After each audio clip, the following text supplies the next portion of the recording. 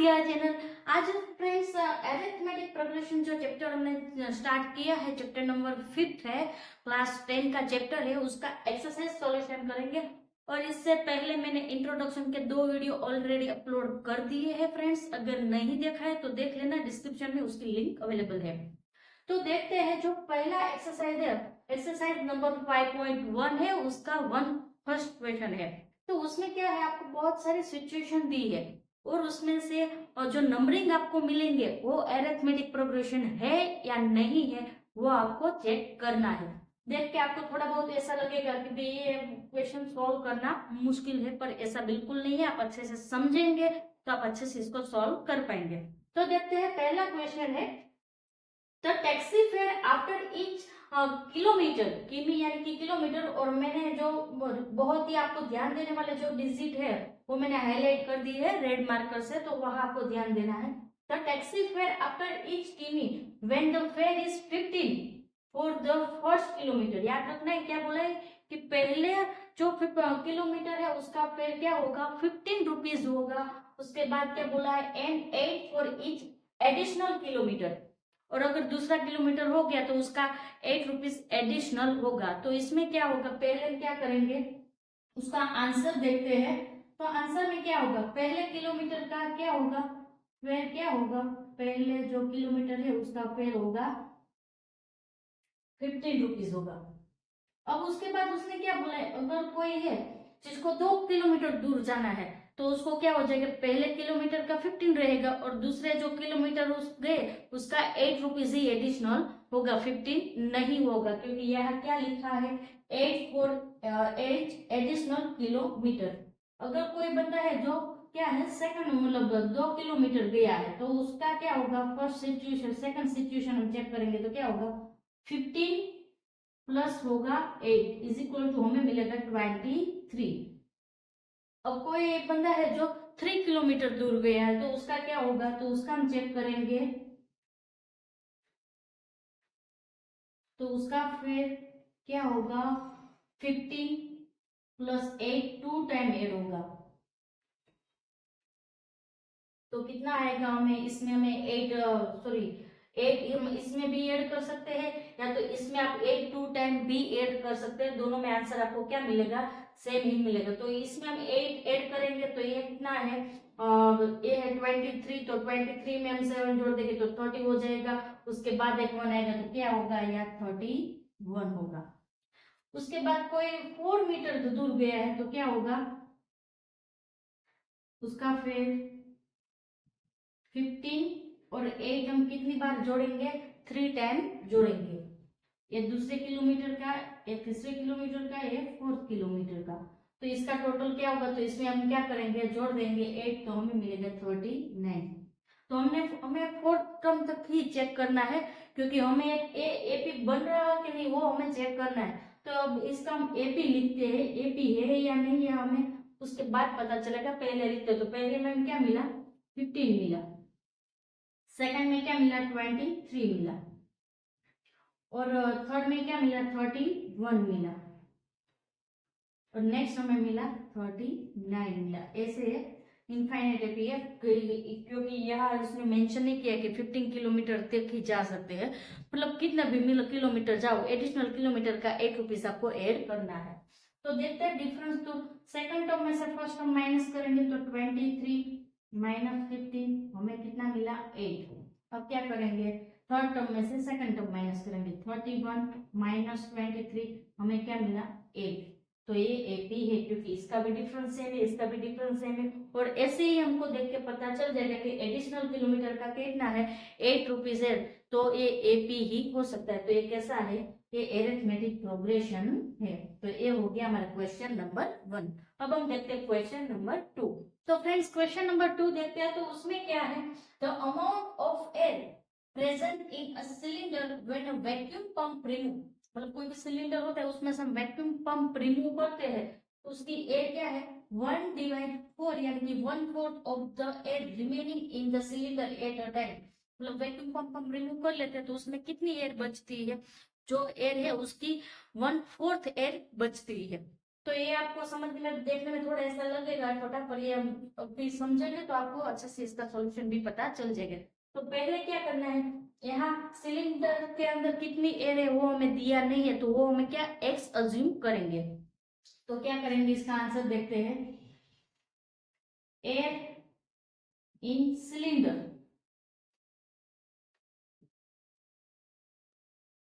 उसको अज्यूम करते हैं एक्स। क्या है, एक्स अज्यूम करते हैं, क्योंकि हमारे पास एयर है तो हम उसको एक्स अज्यूम करेंगे। अब पहली बार हमने पंप रिमूव किया, फर्स्ट टाइम हम क्या करेंगे, पंप रिमूव करेंगे। तो क्या होगा, ये जो एक्स है वो फर्स्ट टर्म यानी कि ए हो जाएगा, उसमें से क्या करना है, माइनस करना है। कितनी होगी, 1/4 of the air remaining in the cylinder, मतलब सिलेंडर के अंदर जितनी एयर है उसकी 1/4 क्या हो बचेगी उसमें। तो क्या होगा, x मल्टीप्लाई करेंगे 1/4। अब इसको सोल्व करते हैं, तो इसके डिनोमिनेटर में कुछ नहीं है तो 1 हो जाएगा। तो क्या होगा, x डिवीजन में आएगा 1 माइनस x के डिवीजन में 4, मल्टीप्लाई 1 करेंगे तो x ही रहेगा। तो क्या करेंगे, दोनों का डिवीजन वाली जो अमाउंट है वो सेम कर देंगे। तो क्या हो जाएगा, यहाँ हो जाएगा 4x और यहाँ x और डिवीजन में आएगा 4। तो आंसर में क्या मिलेगा, 4x में से x माइनस करेंगे तो 3x और डिवीजन में आएगा 4। तो एपी में हमें पहला टर्म क्या मिला, यहाँ पहला था x, उसके बाद दूसरा में क्या मिला 3x और डिवीजन में 4। अब हम क्या करेंगे, हम थर्ड टाइम क्या करेंगे, सॉरी यहाँ आएगा सेकंड टाइम, क्योंकि फर्स्ट टाइम तो ये जो होती है वो x ही होती है। अब हम थर्ड टाइम क्या करेंगे, पंप रिमूव करेंगे। पहले क्या था, सिलेंडर के अंदर गैस थी, उसको फर्स्ट आएगा ए आएगा, उसके बाद क्या आएगा, टर्म 2 क्या होगा कि हमने फर्स्ट टाइम सेकंड टाइम हमने पंप रिमूव किया तो कितनी बची, जितनी थी उसकी 4th बची, तो वो हो जाएगा, क्या मिला हमें 3x डिवाइड 4। अब आएगा, हम देखते हैं कि दूसरी बार हम क्या करेंगे, उसमें से हम जो पंप है वो हम क्या करेंगे, रिमूव करेंगे। तो क्या करेंगे, अब कितनी एयर बची, तो 3x बची, 3x डिवीजन 4, क्योंकि यहाँ क्या लिखा है, रिमेनिंग इन द सिलेंडर। तो हमने दूसरी बार जो पंप हटाया तो कितनी बची, 3x डिवाइड 4 है। अब उसमें से क्या करेंगे, हम उसका जो है उसका हम 1/4 हम माइनस करेंगे। तो किसका 1/4 माइनस करेंगे, इसका ही होगा। तो 3x डिवाइड 4 उसको मल्टीप्लाई करेंगे 1/4 के साथ, क्या करेंगे, मल्टीप्लाई करेंगे। तो अब इसका सॉल्यूशन करते हैं, इसका सॉल्यूशन करते हैं, क्या आएगा, यहाँ 3x डिवाइड 4 रहेगा और यहाँ क्या होगा, 3x मल्टीप्लाई करेंगे 1 तो वो रहेगा 3x ही रहेगा, और ये दोनों का मल्टीप्लिकेशन होगा तो क्या होगा, 16 होगा। अब इन दोनों के जो डिवीजन वाले नंबर है वो सेम कर देते, तो यहाँ 16 है तो यहाँ 4 से मल्टीप्लाई करेंगे तो वहां भी क्या हो जाएगा, 16 हो जाएगा। तो ये डिवीजन में हो जाएगा 16 और यहाँ 3 को 4 के साथ मल्टीप्लाई करेंगे, हमें मिलेगा 12x माइनस 3x।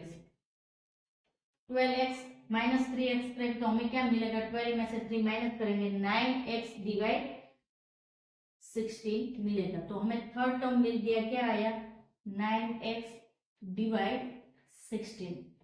अब इसके आगे हमें चेक करने की जरूरत नहीं है, क्योंकि सेकंड टर्म में से फर्स्ट टर्म माइनस करेंगे तो जो डिफरेंस मिलेगा, और थर्ड टर्म में से सेकंड टर्म माइनस करेंगे और डिफरेंस मिलेगा, दोनों डिफरेंस सेम होगा तो ये एपी होगी, और दोनों डिफरेंस सेम नहीं होगा तो ये एपी नहीं होगी।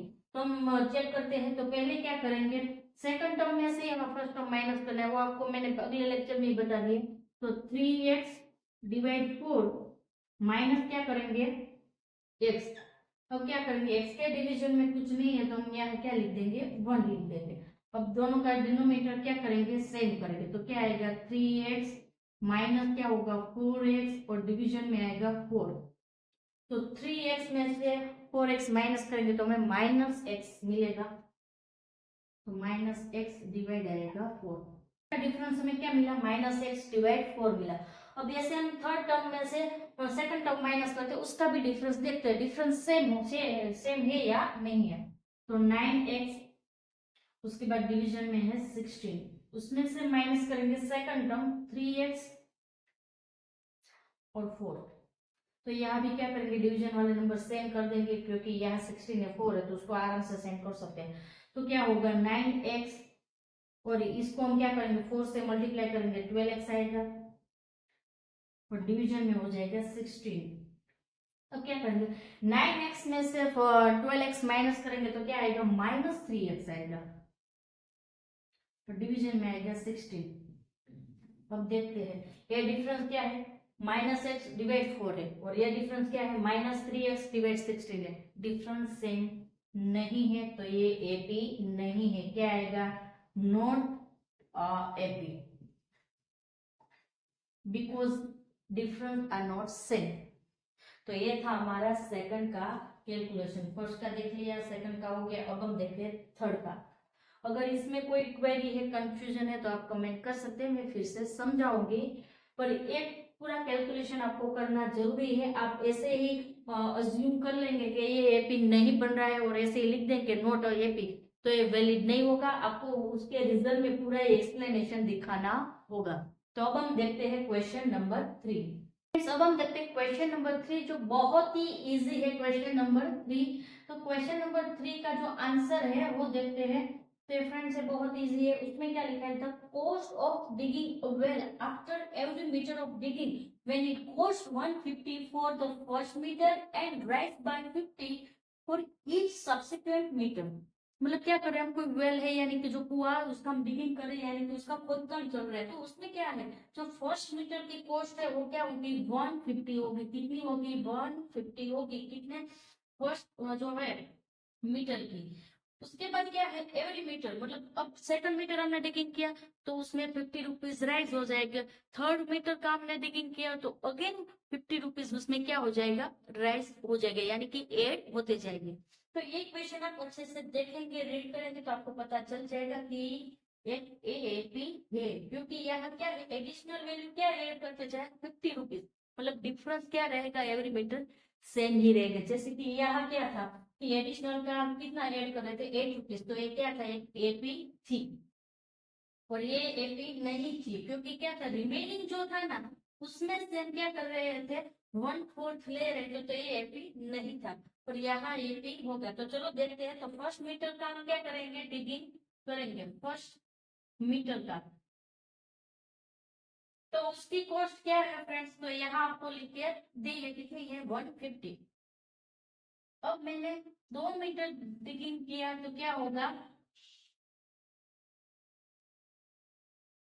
तो उसकी कॉस्ट हो जाएगी 150 प्लस 50 एडिशनल की कितनी है 50 है तो क्या मिलेगा हमें 200 मिलेगा। अब हम थर्ड मीटर तक डिगिंग करेंगे तो क्या आएगा 150 प्लस 50 अगेन प्लस 50 तो क्या मिलेगा 250। हम फोर्थ तक हम डिगिंग करेंगे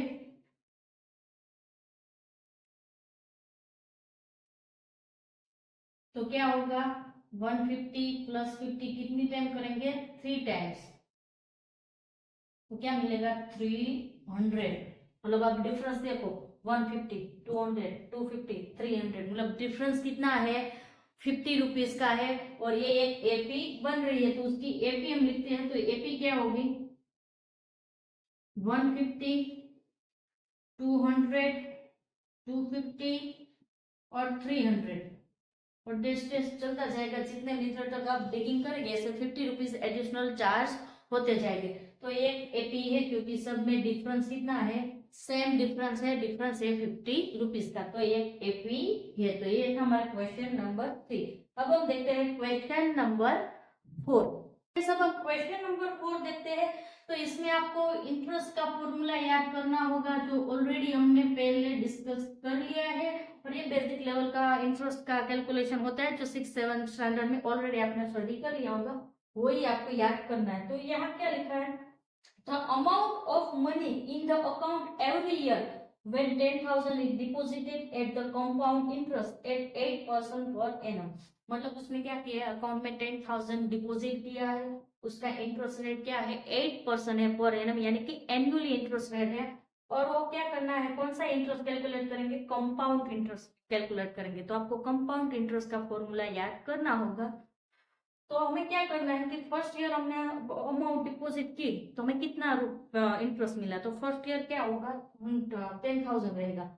हम ईयर कंप्लीट होगा तब हमें इंटरेस्ट मिलेगा, तो ईयर एंडिंग यानी कि सेकंड ईयर स्टार्टिंग में हमें कितना अमाउंट मिलेगा वो लिखना है, थर्ड ईयर स्टार्टिंग में कितना मिलेगा वो लिखना है, फोर्थ ईयर स्टार्टिंग में कितना मिलेगा वो लिखना है, और उसके बाद कंपेयर करना है कि सबका डिफरेंस सेम है तो एपी होगा, सबका डिफरेंस सेम नहीं होगा तो एपी नहीं होगा।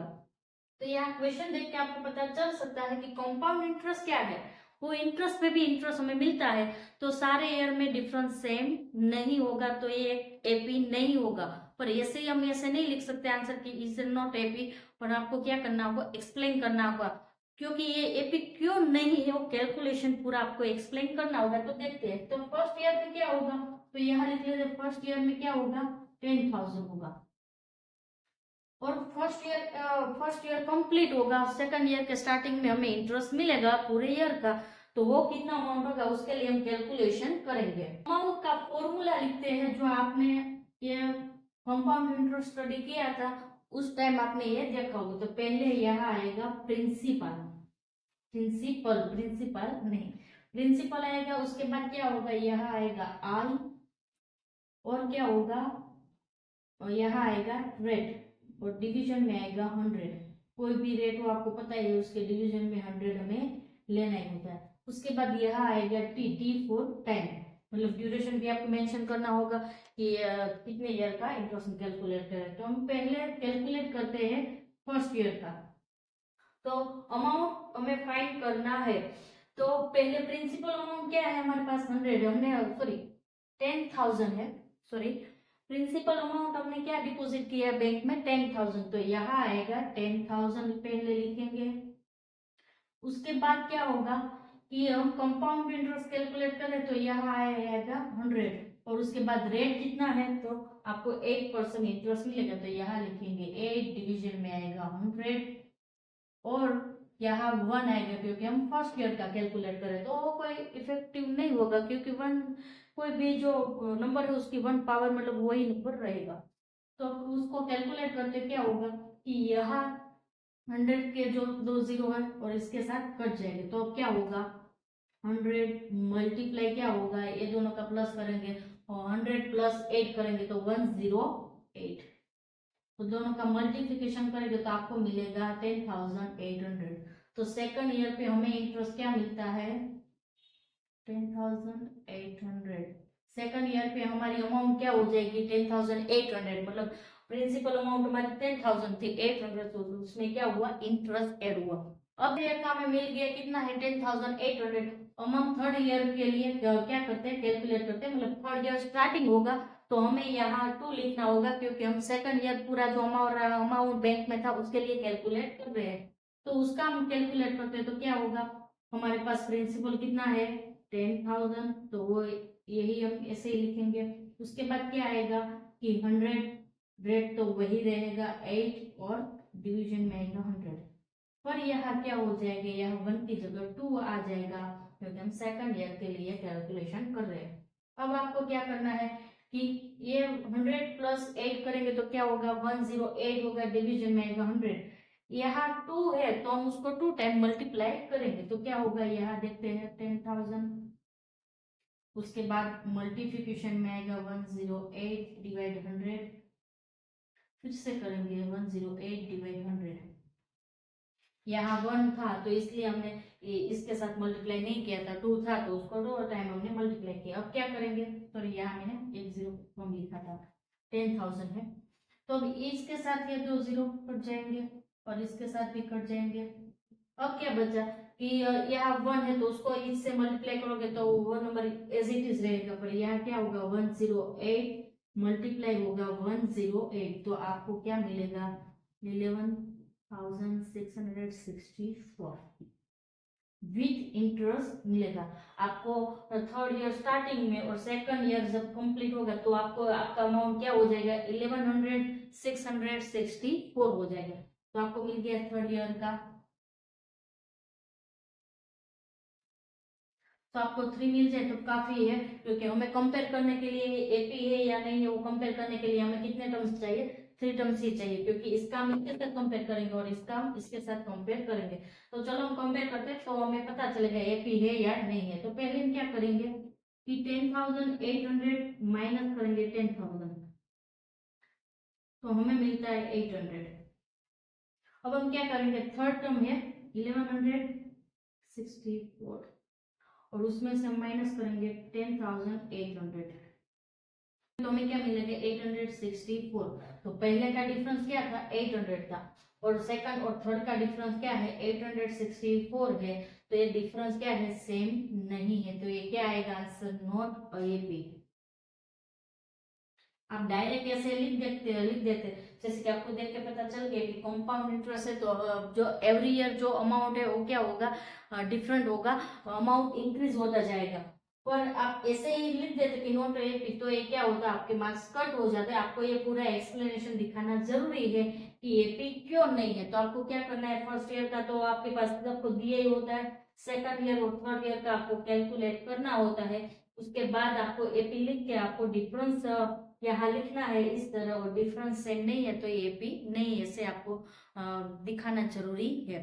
तो यहाँ फ्रेंड्स हमारा एक्सरसाइज 5.1 कंप्लीट होता है फ्रेंड्स। इसमें किसी को भी क्वेरी है, कंफ्यूजन है तो आप कमेंट कर सकते हैं। और इसके बाद हम एक्सरसाइज नंबर 5.1 है उसका हम क्वेश्चन नंबर 2 डिस्कस करते हैं। तो फ्रेंड्स अगर आपको वीडियो अच्छी लगी है तो वीडियो को लाइक करना, शेयर करना और चैनल को सब्सक्राइब करना। Thank you.